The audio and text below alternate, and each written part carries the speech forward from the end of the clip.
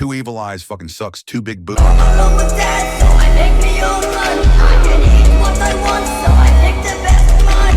I pick up ham and chocolate chips and stick them in the bread. Busy on liquid stuff that's saying paper and bread. There's a lot of content in the Left 4 Dead 2 workshop. I said this before and I'll say it again. When it comes to custom campaigns, they are hit or miss. Some maps are good, some are bad, and some completely break the player after playing. Today I played this map called Two Evil Eyes, and I don't think I'm the same person I was before editing this video. Two Evil Eyes is such a horrible experience, from random hordes, traps, the boat in Chapter 3, and repetitive gameplay makes this map unbearable. I'll be going over Two Evil Eyes and what made this campaign a flawed mess that took years of my life away. Starting with Chapter 1. In the opening cutscene, it's revealed that Nick, Rochelle, Coach, and Ellis crashed their van into a swamp. The items available are medkits, pistols, a katana Rochelle picked up, and a deagle I picked up. Bing bang boom. I'm at a door, and I'm tasked to break down the door to get inside. I shoot at it, and Rochelle gets pulled by a smoker. I got to ask, though, what the hell is this door made out of for it to be so durable? The jockey in the door to the left broke down that door with ease. So why did it take so many deagle shots and a pipe bomb explosion to break it? After that, I killed a jockey, fought off the horde, and got inside the safe house. Yeah, not much to talk about in this first chapter. I rated a 3 out of 10. The door was too durable for my liking, and there are better ways of starting a campaign. Chapter 2 starts, and there are two paths to go: across water that slows you down, and a bridge. I decide to go across the bridge, and I met with a prompt that tells me that there are supplies in a shed. I could have just ignored it, but I decided to go for it. As I approach the shed, the screen shakes and a boulder falls on the shed and crushes Coach like it's Coldstream, which, by the way, the same person who made this map made Coldstream, a map Valve approved of. This is a bad beginner trap that new players would most likely fall for. After that, we're forced to fight off a horde before we continue. I crown a witch sitting near the door, which, by the way, is also a beginner trap for new players that don't know how to crown the witch. I open the door to proceed and get grabbed by a smoker. I almost die here because my bots are too fucking stupid. Oh my god, I hate how dumb they are. But Ellis killed the smoker and healed me, so we're all good. I continue into a building, and as the lights come on, a horde comes to ambush us. Did the zombies orchestrate this attack? Why wasn't there a horde when I opened the alarm door? After we cleared the horde, we approach a shed, and we hear rumbling and debris crashing into the ground as a tank approaches us. As we fight the tank, it gets closer to me. I trap myself. I managed to hit this sick juke on the tank as he tried to punch me, and I killed it. After that, my aura points for finessing that tank immediately go down as I get attacked by a boomer who vomited on me and a hunter who pounced my ass. I fight off the zombies, heal myself, and get in the safe house. Ending this chapter, I rate it a 4 out of 10. I like the swamp aesthetic the map has going for it, but I don't prioritize aesthetics over gameplay. And so far, the gameplay has been terrible. Beginner traps and an unnecessary horde that ambushes you out of the blue holds this map back. Next chapter.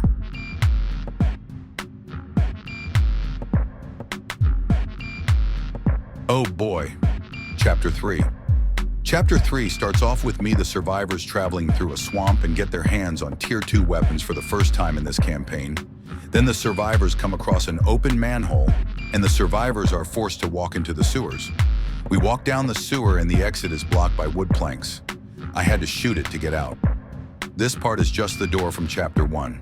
Once the wooden planks are broken, we're able to continue. The survivors are met with an alarm door. I open it and almost immediately get my ass handed by the charger. Once the survivors kill the charger, they have to run to the factory to turn off the alarm.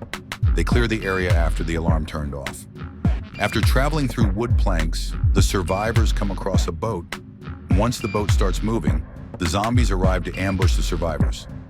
I failed to shoot the jockey because my aim is ass, and I get incapacitated by the jockey.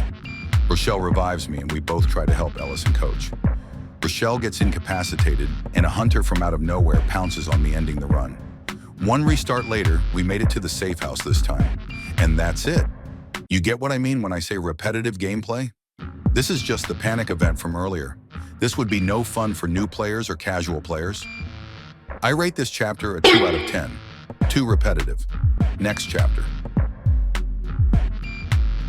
In chapter 3, we have to fight through a huge horde of zombies in a bridge.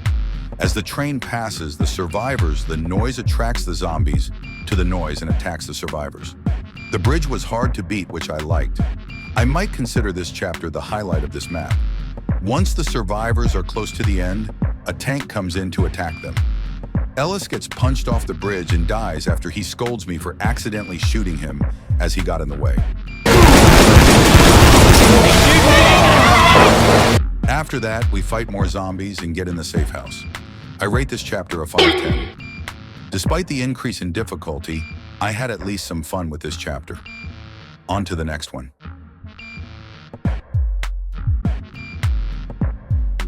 In chapter 5, a storm is hit. The survivors are forced to travel through the storm in the dark as the infected ambush them. A chopper pilot tells them he can't risk a street landing, so they'll have to keep moving. The survivors go through a cemetery, and then the absolute worst part of this whole campaign happens. Just watch this bullshit.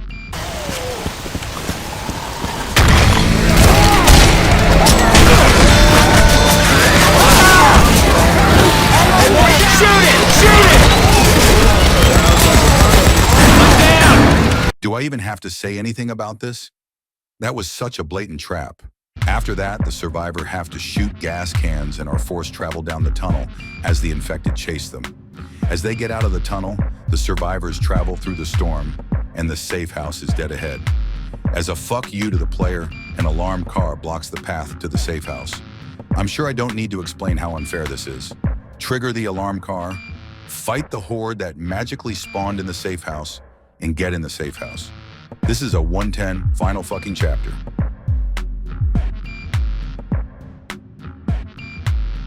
I've switched my voice back to this British voice. Anyway, the survivors have to travel a fair distance to get to the finale. The area is surrounded by water.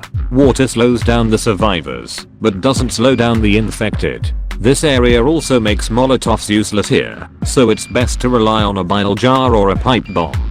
If you throw a Molotov at the tank, it will just put itself out with the water. To make things worse, the survivors have to fight 2 tanks before the helicopter arrives. Finally, the helicopter arrives, and the survivors haul ass. We take care of the tank blocking the path, and a charger blocks my path and fists me until I get incapacitated. Rachel, God bless, revived me and I was make it to the helicopter. Since the bots are so fucking dumb, Coach and Rachel get incapacitated. Coach dies and Ellis tries to revive Rachel, but decides it's not worth it. Ellis gets on the helipad and Ellis hesitates like Cam Newton in Super Bowl 50, but he makes it to the helicopter, ending my nightmare.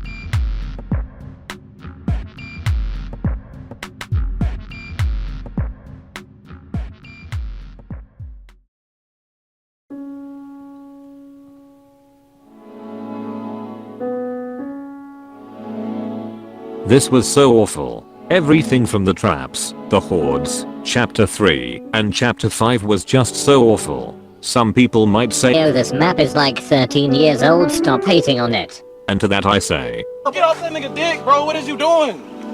how old the map is not an excuse for how bad it is. This map overall is a 2 out of 10. Just an awful experience throughout my playthrough. The only good thing about this map was chapter 4 in my opinion.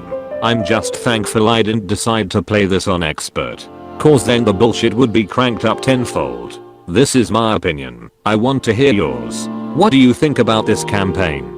Was your experience as bad as mine? Comment below. I could just play through this and not say anything about it, but I really wanted to talk about this. Thanks for watching this video. Like, comment and subscribe, and have a good time singing in the rain. I'm calling them out, bringing them out. It's light work, I'm banging them out. I'm dripping aqua, y'all full of that drought.